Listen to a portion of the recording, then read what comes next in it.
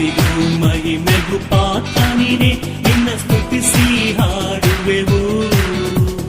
ಕೃಪೆಯು ಹರಡುತ್ತಿದೆ, ನಿನ್ನ ಮಹಿಮೆ ಇಳಿಯುತ್ತಿದೆ.